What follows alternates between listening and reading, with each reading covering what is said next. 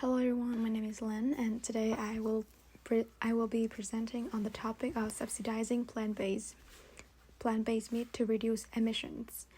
The presentation topic focuses on the issue of reducing meat consumption and the development of plant-based meats as an alternative to products derived purely from animal meat.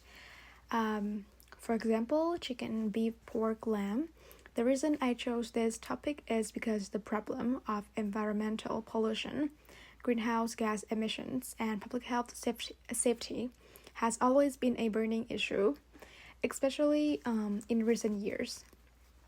Greenhouse gas emissions and public health burden have been increasing, and this issue is therefore becoming especially urgent. As society develops, more and more solutions are proposed to reduce environmental and consumer health problems. Among them, the plant-based food industry is growing and developing rapidly, attracting the attention of public opinion, scientists, and legislators. In addition, reports also emphasize that the livestock industry contributes a large part to the total amount of global methane, which is why reducing meat consumption to reduce methane emissions has become a hot topic and continuously receives mixed opinions. In this presentation, I will provide the audience with an overview of the debate surrounding whether the government should impose measures to increase consumer access to plant-based foods, and I will also analyze the arguments for and against the government's support for plant-based foods. I will always assess the stakeholder engagement and interest and the positive, negative impacts of this policy. Finally, I will also present my personal perspective, proposing feasible and clear policies to improve people's understanding and access to this new policy. So, the debate mainly revolves around whether this policy should be implemented more strictly in order to encourage consumers and meat companies to gradually switch from traditional meat to plant-based foods to reduce greenhouse gas emissions. Supporters say that this is a very potential policy. They see plant-based foods as a solution to help reduce large amounts of emissions, and at the time open up a green and sustainable consumption direction for consumers. However, opponents say that the production and cost and essential items to process plant-based foods cost a lot of government budget. Opponents also point out that food-based plants are still too processed and may not suit most consumer tastes. If this hypothesis becomes reality, it is very likely that they will cause the huge losses to the livestock industry, an industry considered to be the country's spearhead economy. I consider this is complex and multifaceted debate to be a multifaceted one because each side has presented compelling reasons to argue that their argument is well-founded and correct. Why choose this time to discuss this issue? So, according to reports, the livestock industry is one of the largest methane emitters in the industrial processing system. In addition, recent studies have also shown that emissions from red meat are also a serious factor in the problem of global warming, also known as moreover, up to now, there's not only a single company that exclusively produces and processes plant-based foods, but many companies see the potential of the plant-based food industry, which create continuous improvement and innovation. Finally, many consumers today pay great attention to the plant-based food industry, especially the younger generation, because they want a sustainable and healthy lifestyle without causing a big impact on the environment. There are 5 parties involved in this debate that are closely connected and interrelated. The first is the livestock industry and the farms, companies that produce and supply traditional food and meat.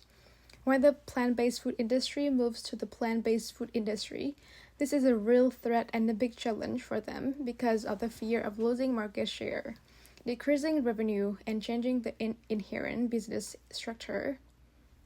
The second is the companies that specialize in plant-based food, hoping to receive public acceptance and expecting to receive policy support from the government.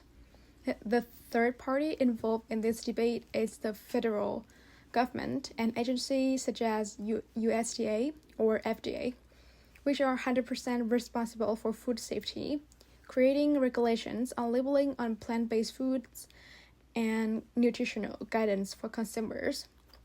The fourth group is none other than consumers. Their decision to choose plant-based foods or not will be based on price, quality assurance, and taste. The last stakeholder is environmental activists and environmental protection organizations. For this group of people, they see reducing the amount of traditional meat consumed by consumers as an important tool in the process of reducing methane gas that pollutes the environment. As I mentioned above, raising cattle produces a huge amount of methane, which is a gas that warms the earth many times more than CO2 in a shorter period of time. Because cows and other herbivores are ruminants, methane is formed when they burp. Bacteria in grass break down food through anaerobic fermentation, releasing hydrogen and carbon dioxide. A natural enzyme is produced in the process of releasing these two gases, which combine to form methane. Furthermore, raising cattle and other meat animals is generally consume a lot of water, land, and energy. Reports also show that reducing the consumption of traditional meat can also significantly reduce emissions into the environment. So, what are the plant-based meats? So, basically, the plant-based foods are foods containing protein from plants such as soybeans, peas, wheat, and etc. They are processed and produced based on simulating the taste and texture similar to meat from chicken, beef, pork. Because they are plant-based foods, the amount of emissions released into the environment is much lower than that of the traditional livestock industry. Although they have great potential and are a solution to simultaneously solve two problems, the environment and public health. This new industry is still doubted by the level of processing, salt content, and additives to increase authenticity and experience for consumers. However, these foods are still the top priority for those who wanted to reduce meat but still retain the taste of meat. Currently, the government does not support or provide subsidies for this food industry yet. The plant-based food market is merely developing in a natural direction. Some states have introduced plant-based foods for testing and research to detect the potential for human allergies, GMOs, and general quality. Not only that, some public schools have also included plant-based foods and lunch to increase access and gradually help students understand this new food. However, controversy broke out when it was not clear whether to classify this food as a group of meat or plant. This policy gap has opened up opportunities to build and create new tools to promote sustainable value in the food system. And there are many reasons why government should invest in this new industry. The first is that it saves energy, reduces pollution, and accelerates the reduction of emissions by supporting the consumption shift. In addition, this food industry also helps promote innovation in the technology field related to green and sustainable protein. Furthermore, a new industry opens up means creating more jobs for workers, helping them have stable jobs and reducing unemployment. In addition, in my opinion, plant-based foods can bring health benefits and reduce disease related to high consumption of red meat in consumers. However, the livestock industry does not believe that the government should provide financial support to the plant-based food industry because it will cause unfair competition. Because the traditional livestock industry does not receive financial support from the government, they believe that the plant-based food industry should receive the same results.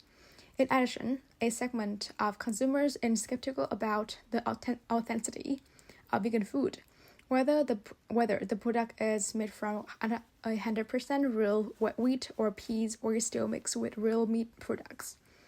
In addition, some political group believes that the government should not interfere too deeply in food choices because this is a decision that belongs to the people. I believe that the government support and financial subsidies for the new food industry do not eliminate any development path of any industry, especially the traditional food processing industry. They only expand and help consumers have another choice for their dinner. In addition, many people use the reason of high investment, costs, and profits that are not sure to be as good as a processing industry, but the long-term environmental benefits are greater than the initial capital costs. In my opinion, the government should fund research on the safety of her tasks in incentive for sustainable protein producer, pilot plant-based option in school and public institutions, improve labeling standards for clarity and transparency, support equitable pricing to increase accessibility. One of the safest, easiest way to reduce emissions in the environment is to reduce meat consumption. Switching to pure plant protein is not only a trend in modern society, but also an important strategy to open a new era for the food processing in general, helping this industry become safer and healthier. And this is my references. Thank you for listening.